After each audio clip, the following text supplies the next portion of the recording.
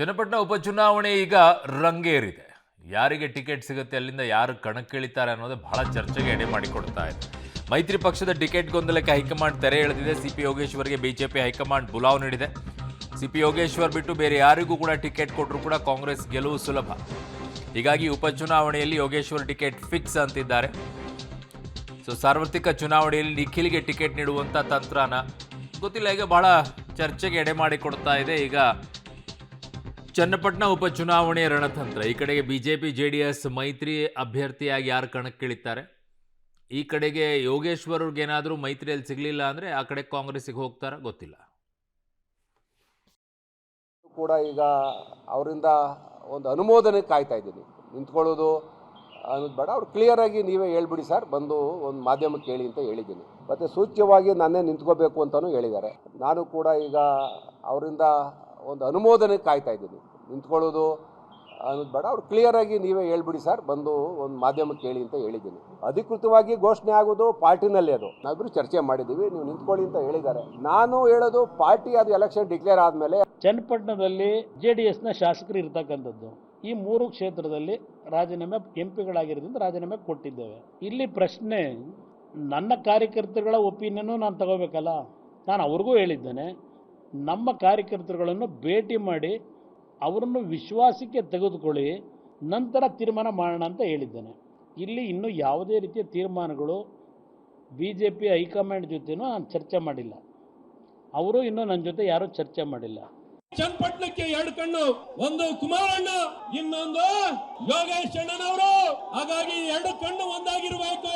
ನಮ್ಮೆಲ್ಲರ ನೆಚ್ಚಿನ ಯೋಗೇಶ್ವರ್ ಅವರು ನಮ್ಮೆಲ್ಲರ ಕಣ್ಮಣಿಯಾಗಿ ನಮ್ಮ ಅಭ್ಯರ್ಥಿಯಾಗಿ ಮುಂದೆ ಬರಲಿ ಅಂತ ನಮ್ಮೆಲ್ಲರ ಅಭಿಪ್ರಾಯ. ನನ್ನ ಸಹೋದ್ಯೋಗಿ ವಿನಯ್ ನನ್ನ ಸಂಪರ್ಕಕ್ಕಿದ್ದಾರೆ. ವಿನಯ್, ಈಗ ಉಪಚುನಾವಣೆ ರಂಗ ಹೇಗೆ ಇರ್ತಾ ಇದೆ, ಯಾರು ಕಣಕ್ಕಿಳಿತಾರೆ, ಆಲ್ಮೋಸ್ಟ್ ಅಲ್ಲಿ ಯಾರು ಫೈನಲ್ ಆಗ್ತಾ ಇದೆ, ಏನು ನಡೀತಾ ಇದೆ? ವರುಣ್, ಚನ್ನಪಟ್ಟಣ ಉಪಚುನಾವಣಾ ಕಣ ರಂಗೇರಿರುವಂಥದ್ದು. ಈಗಾಗಲೇ ಚನ್ನಪಟ್ಟಣ ಮೈತ್ರಿ ಅಭ್ಯರ್ಥಿ ಯಾರಾಗಬೇಕು ಅನ್ನೋದು ಕೂಡ ಸಾಕಷ್ಟು ಗೊಂದಲಕ್ಕೆ ಕಾರಣವಾಗಿತ್ತು. ಯಾಕಂದರೆ ಕಾಂಗ್ರೆಸ್ಸನ್ನು ಆ ಒಂದು ಕ್ಷೇತ್ರದಲ್ಲಿ ಸಮರ್ಥವಾಗಿ ಎದುರಿಸಬೇಕಂದ್ರೆ ಯಾರಿಗೆ ಟಿಕೆಟ್ ನೀಡಬೇಕು, ಯಾವ ಪಕ್ಷಕ್ಕೆ ಟಿಕೆಟ್ ಸಿಗಬೇಕು ಅನ್ನೋದ್ರ ಬಗ್ಗೆ ಕೂಡ ಸಾಕಷ್ಟು ಚರ್ಚೆ ಆಗ್ತಾ ಇತ್ತು. ಇದರ ಜೊತೆಗೆ ಮಾಜಿ ಸಚಿವ CP ಯೋಗೇಶ್ವರ್ ಅವರಿಗೆ ಟಿಕೆಟ್ ಸಿಗಲ್ಲ ಅನ್ನೋಂಥಷ್ಟು ಕೂಡ ಚರ್ಚೆ ಸಾಕಷ್ಟು ರಾಜಕೀಯ ವಲಯದಲ್ಲಿ ಮೂಡಿತ್ತು. ಹಾಗಾಗಿ CP ಯೋಗೇಶ್ವರ್ ಅವರು ಬೆಂಬಲಿಗರ ಮೂಲಕ ಒಂದು ಬೃಹತ್ ಸಮಾವೇಶವನ್ನು ನಡೆಸಿ ಬಂಡಾಯವಾಗಿ ಸ್ಪರ್ಧೆ ಮಾಡುವಂತಹ ಒಂದು ಚಿಂತನೆಯನ್ನ ನಡೆಸಿದ್ರು. ಇವತ್ತು ಸಭೆ ನಿಗದಿ ಕೂಡ ಆಗಿತ್ತು. ಆದ್ರೆ ಇದರಿಂದ ಎಚ್ಚೆತ್ತುಕೊಂಡಂತ ಹೈಕಮಾಂಡ್ ಈ ಒಂದು ಟಿಕೆಟ್ ವಿಚಾರಕ್ಕೆ ತೆರೆ ಎಳಿಬೇಕು ಅನ್ನೋ ಒಂದು ನಿಟ್ಟಿನಲ್ಲೂ ಕೂಡ ಇದೀಗ ಮಾಜಿ ಸಚಿವ CP ಯೋಗೇಶ್ವರ್ಗೆ ದೆಹಲಿಗೆ ಬುಲಾವನ್ನ ನೀಡಿರುವಂತದ್ದು. ಅವರನ್ನ ದೆಹಲಿಗೆ ಕರೆಸಿ ಟಿಕೆಟ್ ವಿಚಾರದಲ್ಲಿ ಒಂದು ಅಂತಿಮ ನಿರ್ಧಾರವನ್ನು ಕೂಡ ಕೈಗೊಳ್ಳುವಂತ ಒಂದು ಸಾಧ್ಯತೆ ಕೂಡ ಇದೆ. ಹಾಗಾಗಿ ಇವತ್ತು ಮಾಜಿ ಸಚಿವ CP ಯೋಗೇಶ್ವರ್ ಅವರು ದೆಹಲಿಯಲ್ಲಿ ಈಗಾಗಲೇ ಹೋಗಿ ಉಳಿದುಕೊಂಡಿದ್ದಾರೆ.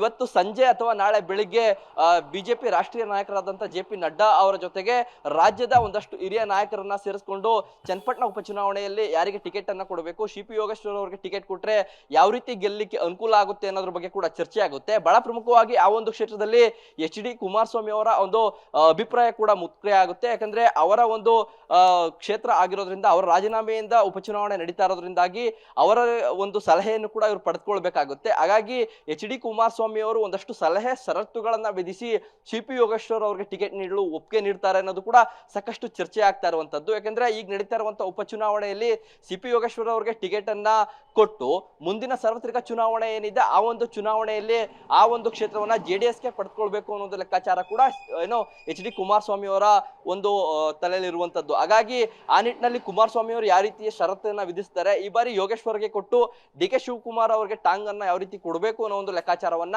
ಕುಮಾರಸ್ವಾಮಿ ಕೂಡ ಇಟ್ಕೊಂಡಿರುವಂತದ್ದು.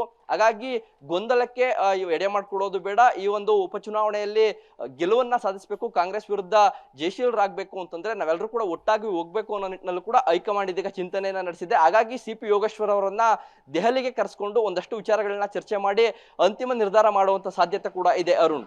ಓಕೆ ವಿನಯ್, ನಿಮ್ಮೆಲ್ಲ ಮಾಹಿತಿಗೆ ಧನ್ಯವಾದಗಳು.